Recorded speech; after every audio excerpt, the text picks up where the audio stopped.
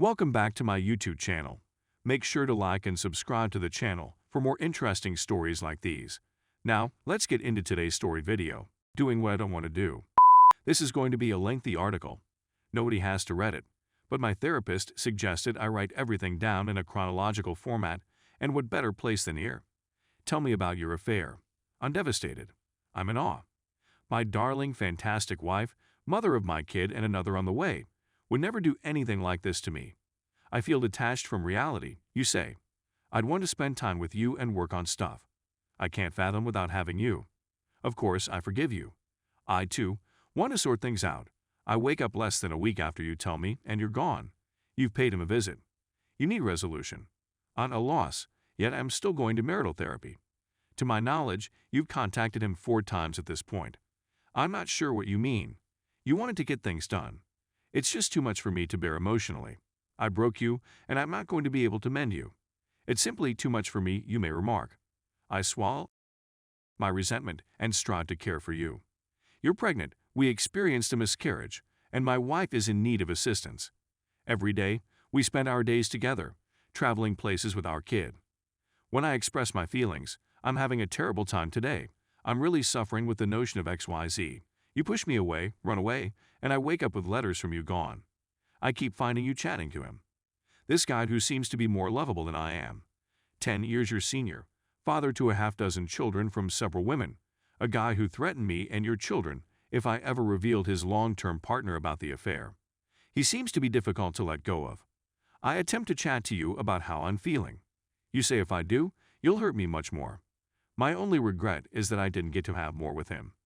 Our daughter has been born into this shambles. When I wake up, you're gone. I look up your location. His location of employment, inquire about it. I just needed to go for a drive. I look at your phone. I apologize for not being able to do more. I miss your sense of flavor. I request that you leave. Stay at your mother's house. You're terrified. Tell me you don't care about me. You never had feelings for me. I try to avoid you as much as possible. I'm concerned about your mental health. We're splitting up the kids. You're going to give me a chance to date you, you say. This can't be true. This can't be happening to my high school love and closest buddy. Our separation seems to be working. You appear to be missing me. You've invited me to Thanksgiving dinner. Yes, I do. You're still conversing with him. I'm begging you to stop texting him in front of me. I avoid making eye contact. It seems to send you into a tailspin. You want to get things done. Let's see how it goes. I haven't been thinking clearly. I'd agree that I'm anxious to be with the lady I love and that none of this is true. You return to your hometown 2 weeks before Christmas. We're having a fantastic couple of weeks.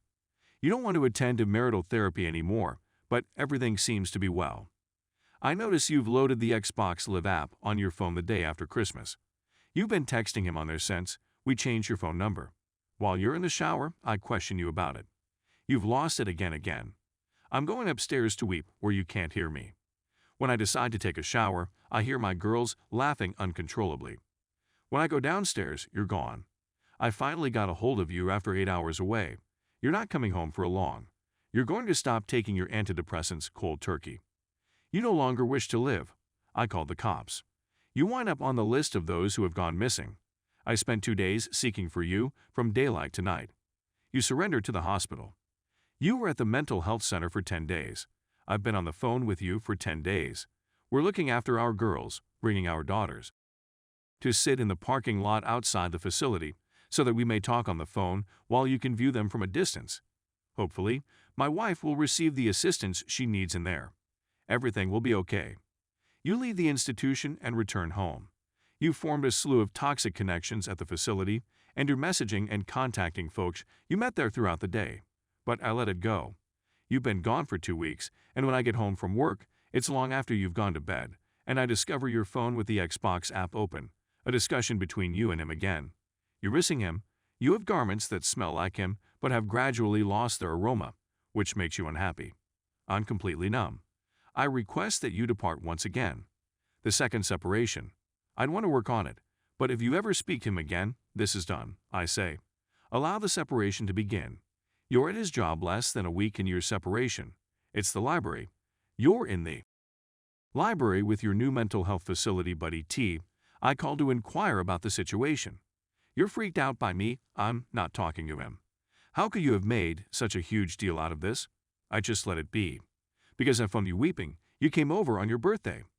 I stated it was difficult, and I didn't know if I could handle it any longer. I needed it to stop. You show up with divorce papers, informing me that you usually hurry things, attempting to get me to make a choice right immediately. I uncontrollably and ask, why are you doing this? I still don't think any of this is taking place. You make fun of me and threaten me, saying if you don't stop weeping, I'm going to punch you in the face. I can't imagine what people would do to me if I said anything like that to you. But, as you put it, you're simply going through a hard patch.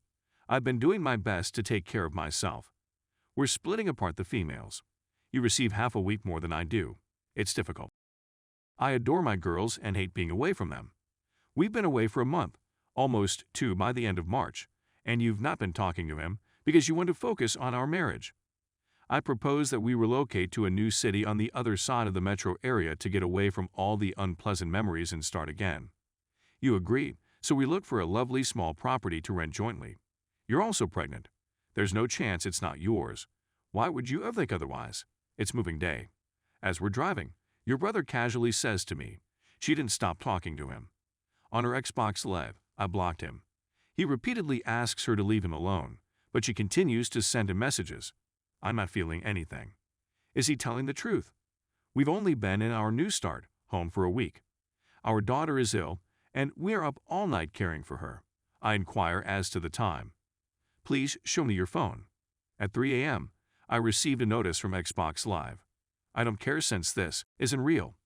I set my alarm for the morning, you see me on my phone, and you take it away from me. I don't like you talking to strangers whenever I make a mistake. I was just about to set an alarm. 2 more weeks have passed. I'm simply trying to stay away from you. You have days off, I work at night. This isn't the actual world. We're about to put the girls to bed. You seem to be getting ready to go out. Are you going somewhere tonight? I need to leave the home. You state your case. Because you stormed out, I suppose I made the wrong face. I come across you in the restroom and inquire whether you're all right. You tell me you're imprisoned, and I tell you I understand. I describe how it feels bad to be cheated on, and then have to take care of you, without being able to express my own pain or feelings, and being punished every time I feel anything. You lunge from the restroom and started punching me repeatedly. I trip and fall on the bed. You turn out the lights and continue to strike me. I phone the cops. You are imprisoned. Your family has contacted me. What did you do, you idiot? What did you say to her that prompted her to strike you? Now, who is this genius? It's your fault she's in prison. I can't stop crying. I eventually lay it all out and roar back. Of course, my mother-in-law never mentions all the horrible things she said to me. She just tells everyone that I shouted at her. My wife has been released from jail. Next month's trial is scheduled. I still feel you have some form of mental health condition. That's the only way the last year makes sense in comparison to the previous decade. I discovered her sobbing in the closet. I inquired as to what was wrong. You never apologized for calling the cops on me. I'm astounded. She doesn't give about me. She's cheated on me, verbally and emotionally tortured me for over a year, and now she's physically attacked me, and she's sobbing not because she can't believe what she's done to me, but because I haven't apologized for putting her in prison. I spoke with an attorney about a month ago. They want me to seize all you own and force you to pay me alimony and child support. I don't want any of it. All I want is for this to be finished. I adore my wife, or at least who I believed she was. I want to do all I can to provide for my 2 little daughters, but I can't keep putting up with this. She doesn't give a damn about me. She's told me 1,000 times that she doesn't love me. She no longer bothers to pretend to say it. I'm a large-tattooed guy who's being annihilated by a little chick. My wife, my family, you know that's everything I've ever wanted in life, yet you hold it hostage over me. I don't want a divorce, but you've never apologized, never stopped cheating, gaslighted, blame-shifted, and never once shown genuine concern. Please help me. I'm stuck in hell. Edit 1. I just had the post up for 5 minutes and I'm already being downvoted to hell. I'm sure you all think I'm a coward. You're probably correct. It's difficult to believe that the lady you've been in love with for a decade is a monster. Please be patient with me. I didn't expect to receive trash on a support group forum for being candid about being ripped apart by someone you want to trust. Edit 2. I've read as many of the responses as I can. I'll attempt to respond to as many of you as possible, and I appreciate the private messages of encouragement as well. I got down with her last night and looked through the divorce paperwork and began filling them out. I'm sticking to it, and if she won't do it peacefully, which I'm sure she won't, I'll continue work on the lawyer.